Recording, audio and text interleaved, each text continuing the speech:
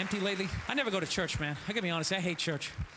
I always couldn't stand it when I was growing up. Yeah, there's a couple other people going to hell with me. Yeah, there you go. No. You know what it is? I grew up Catholic.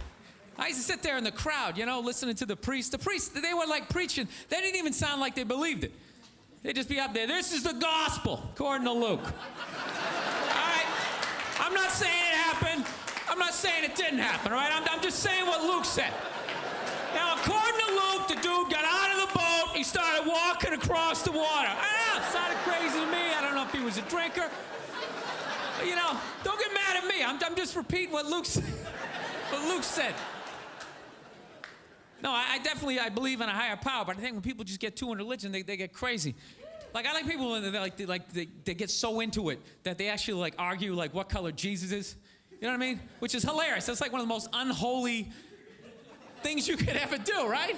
They'll sit there and be like, you know, Jesus, he's for everybody, rich people, poor people. He doesn't care. He's just a great spirit. Everything's great. Oh yeah, what color is he? He's white. He looks like me. We're the chosen people, you know. Or some of my black friends try to convince me that Jesus was black. You know, he had that nappy hair, all this stuff, you know. It's the dumbest thing to argue about. I really don't give a shit what color Jesus is. I just don't want him to be mad at me when he comes back. That's my deal. I don't care what he is. When he comes back on that seven-headed horse, chopping people's heads off, whatever the hell it is. I just want when he rides by me, you know, just give me one of these. Make me feel good about my life, you know?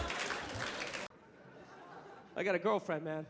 I watch a lot of TV with her, you know. I just annoy the hell out of her. She loves watching the Oprah Winfrey Show, and I love, like, watching her watch the Oprah Winfrey Show. And I wait for Oprah to say something stupid, and the second she does, I just take it out on my girl, because I'm an asshole. That's what I do. No, we were watching it the other day. You know, Oprah's on there. She's interviewing some clam, you know. And she's giving her this big, ridiculous intro. Like, she's done this, she's done that, she's done this, and she does the most difficult job on the planet. She's the mother, and continues on. Immediately, I just look at my girlfriend like, you know, like, really? Being a mother is the most difficult job on the planet. Oh yeah, all those mothers who die every year from black lung, from inhaling all that coal dust.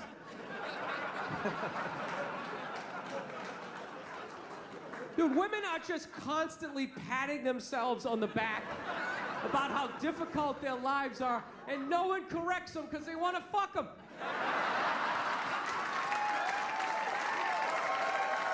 That's what it is. So there's just this tornado of, like, misinformation. Hey, the most difficult job on the planet. What would you rather be doing? Drilling to the center of the earth, shaking hands with the devil? Every time there's a rumble in the ground, you wait for the whole thing to collapse down on top of you so they can write that folk song about you, you know? Would you rather be up in the sunshine, running around with a couple of toddlers that you can send to bed anytime you want on some sort of trumped-up charges, right? Because you want to have a drink and watch The Price is Right, you know what I mean? I couldn't believe it. It's the most difficult job on the planet. Oh, yeah. I thought roofing in the middle of July is a redhead. I thought that was difficult. But these mothers are bending over at the waist, putting DVDs into DVD players. I don't know how they do it. I don't know how they do it. Dude, any job that you can do in your pajamas is not a difficult job, all right? Give a break. Jesus Christ, you're 35 years old playing hide and go seek. You're living the dream. You're living the dream. No time card, no taxes. You're off the fucking grid. Making popsicle stick houses. I mean, it's the most difficult job on the planet. Oprah's not even a mother. How the fuck would she know? Unbelievable.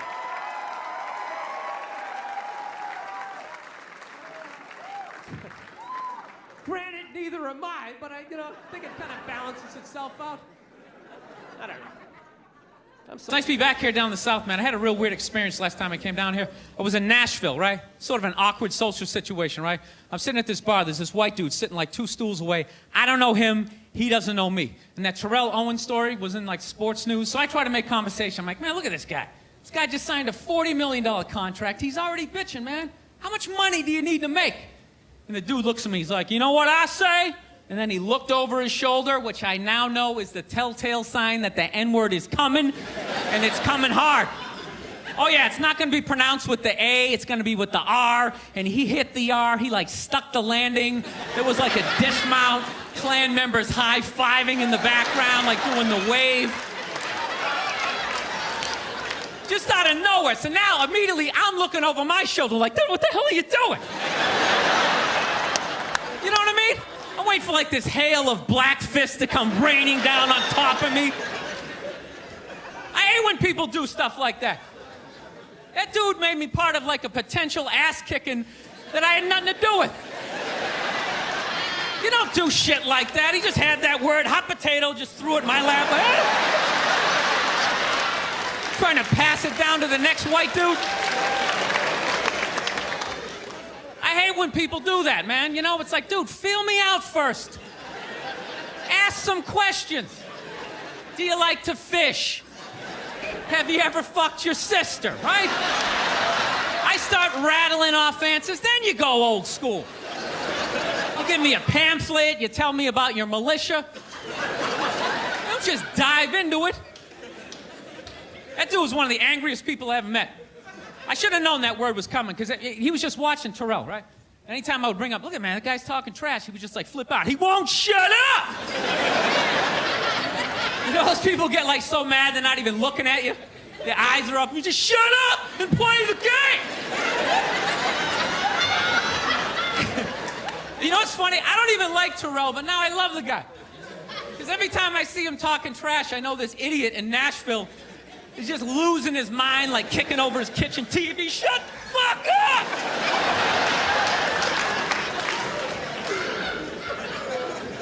I like violence, man.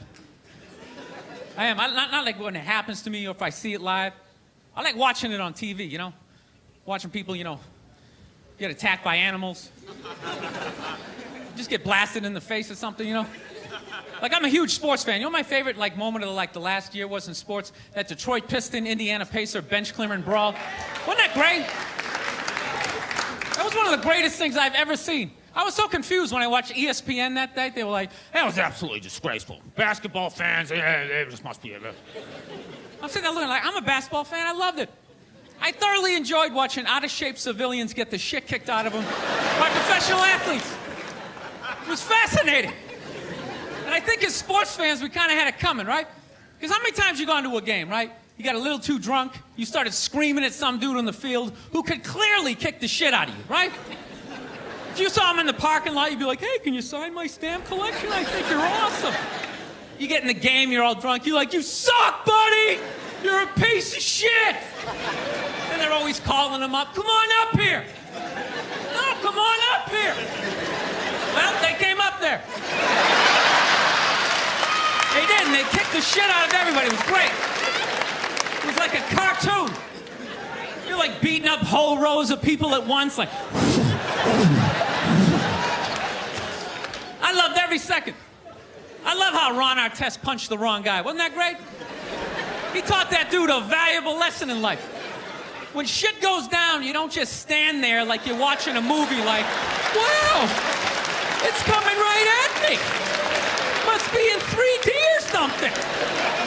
That was a 5'6", 110-pound white dude, had an angry 6'10" black dude running right at him. That had to have been in his top 3 nightmares all time. Right behind getting his dick cut off and being lit on fire. And he just stood there. He's like trying to explain himself. Well, I still have the liquid in my cup, so there's no way I could have... He's an idiot. So anyways,